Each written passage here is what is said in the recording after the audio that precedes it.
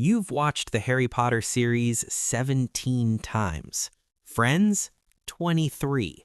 You've seen The Office so many times you know exactly when Jim's going to look at the camera. And somehow, you're about to press play on Season 1, Episode 1 again. Your partner thinks you're insane. Your Netflix algorithm has given up trying to recommend new things.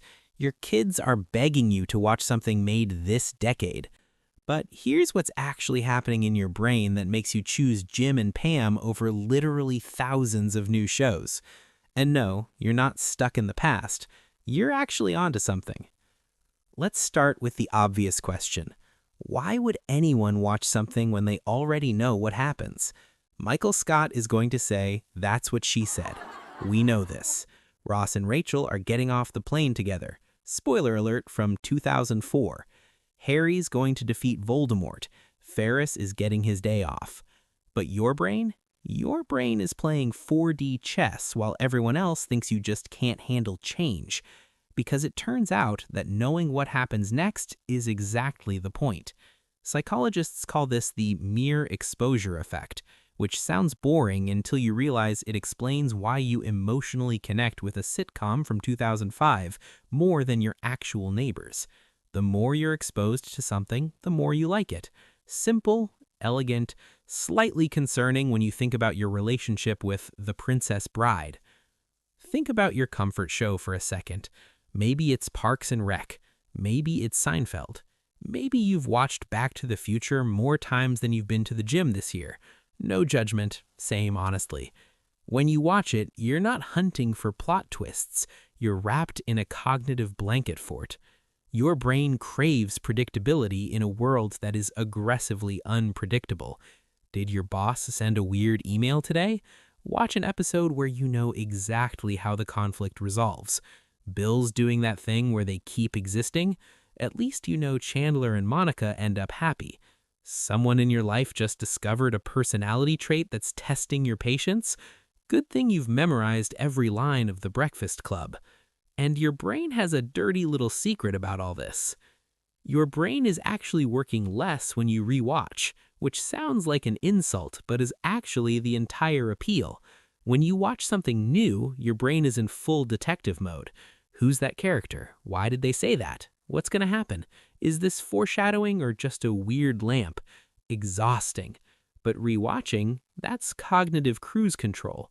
A study from psychologist Crystal Russell found that rewatching gives us a sense of control and safety. No surprises, no betrayals, no shocking character deaths that ruin your entire week. You already survived the emotional damage once, now you're just visiting old friends. But wait, there's something even weirder happening. You're not actually experiencing the same thing twice. I know, it's literally the same episode, same jokes, same will they won't they tension, but you've changed. Watching The Lion King as a kid, you're Simba, running away from responsibility. Watching it in your 20s, you're Mufasa, suddenly aware of mortality. Watching it later in life, you're crying in the first 10 minutes because you finally understand every single word Mufasa said about legacy and time. Same with The Matrix. First viewing, cool fight scenes and bullet time.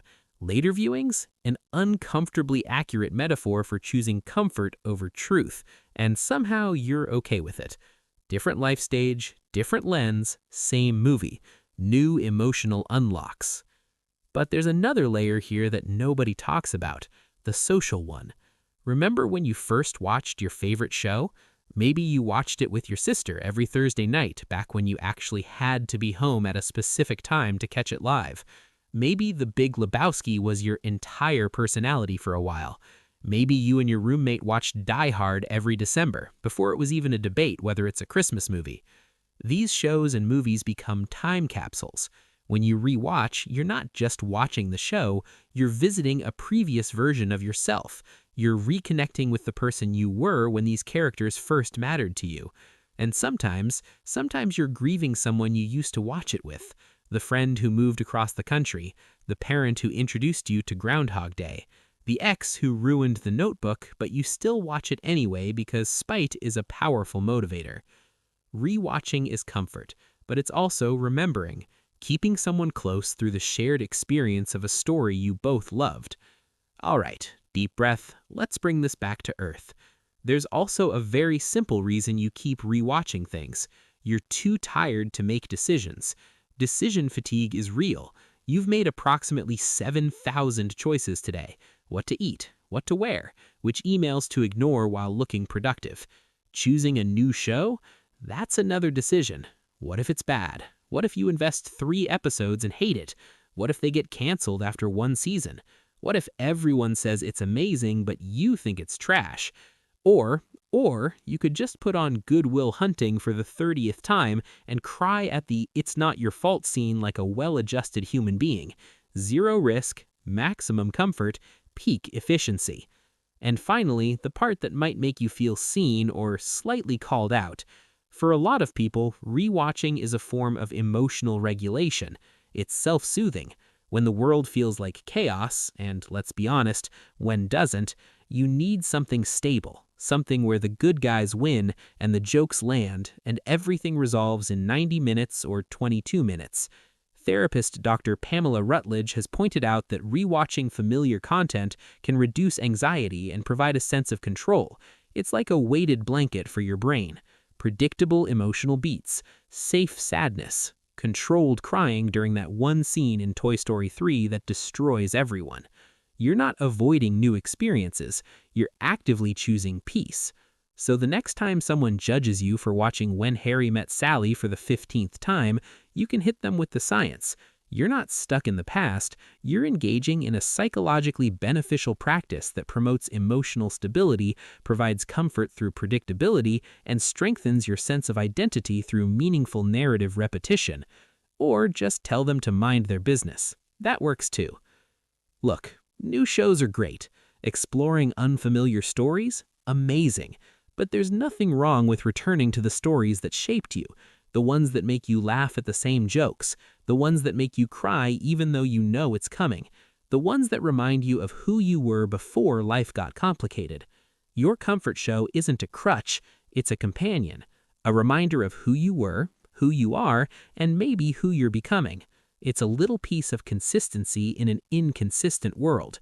Now, if you'll excuse me, I have a date with Michael Scott, again, for the 19th time, and I regret nothing.